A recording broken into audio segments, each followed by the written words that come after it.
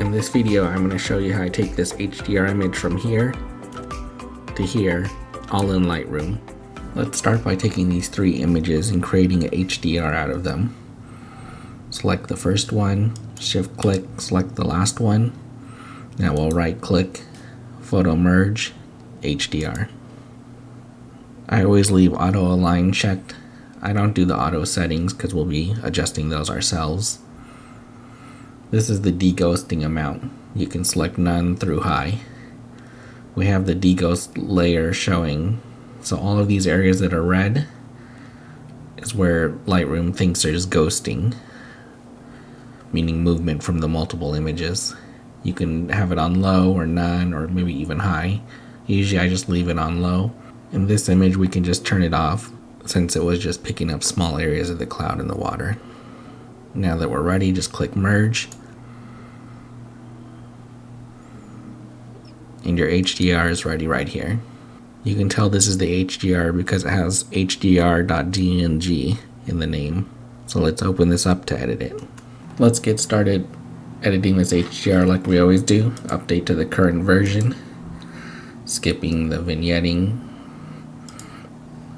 Let's check to see if this image is straight. Needs a slight adjustment, but not much. That looks good. Always make sure your horizons are straight. Most new cameras these days have a built-in leveler. I shot this on a Canon 40D. It didn't have a level built in, so I just had to eyeball it and fix it in post. But now you can get it pretty much dead straight in camera. Always try and get your settings perfect in camera, so you have to do as little as possible in post. As usual, we'll remove the chromatic aberrations and enable our profile corrections. We'll add 100 of sharpening and then apply a mask over that. Hold down Alt. And let's just sharpen the bushes and not the sky. That looks good. We'll come back here to split toning and color. So this image is quite dark, so let's bring the exposure up. Next, let's bring the highlights down and the shadows up to open up the full dynamic range. Our histogram's not all the way to the right, so we can bring our whites up a little bit. There we go. And bring the blacks down. Perfect. Now we're just slightly clipping on both channels, white and black. The image is lacking some contrast even though we set our contrast using the white and black sliders, so let's add a little bit here. That looks a little better. The image is slightly cool, so I'm going to bring the temperature up. Alright, this is a good starting point, so let's play with the colors here. We always start with luminance, and I'm going to darken a few of the colors I see in the sky. We have reds and orange. We'll go down -10. I'm also seeing some magentas and purples. So now that we set the luminance, let's go over to saturation, and we go the opposite way. So we add saturation of the same colors that we just touched. So red and orange will go up by +10. Purple and magenta will go up by 20. We have a nice dramatic sky here, even though there's a lot of gloom on the horizon. When you're seeing gloom on the horizon like this, know that you're going to need to start shooting earlier than you usually would. Usually I wait for the sun to be right on the horizon to get the best light. But when the sun starts dipping below these thick clouds, you're not going to get much color coming back out. So when the sun just goes below the thick cloud line, it's probably going to be your best chance to get a good image. I want to warm up the shadows a little bit, so we'll do that here in split toning. You can put the dropper and move it around wherever you want. We want to add some warmth, so we'll just drag up from the bottom somewhere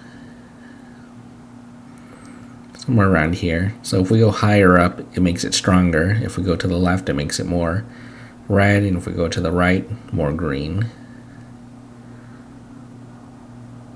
So we'll leave it about in between. I'll show you how that looked before. Here's before. It looks quite cool in these areas, and after it warms it up a little bit. So let's do some brush work now. Click on your brush. Make sure you have auto mask turned on and press O to turn on your overlay. So now we can see what we're brushing. I'm going to brush these plants right up front. They're a little bit bright. I'm just going to bring them down slightly. Just -10. It's very subtle, but before they were too bright, it drew your eye in too much. Let's add a new brush. Click on new. I want to add some texture to bring these cliffs out here. Let's see. There we go. Now let's add some texture. That works. Let me turn it on and off so you can check it out. So here's the before with the brighter foreground and the no texture on the cliffs. Here's after. Now we have a nice amount of detail and texture here, and slightly darken down the foreground so we can see past the foreground into the background. The final step I'm going to take is to use a grad filter over the sky. Hold down shift to make your filter straight. I just want to warm the sky up a little bit. Right about there. So we have a little bit of a more orange glow versus that purple glow we had before. And that's it. Quick, simple, and easy HDR edit. If you like this video, please like and subscribe. Thanks.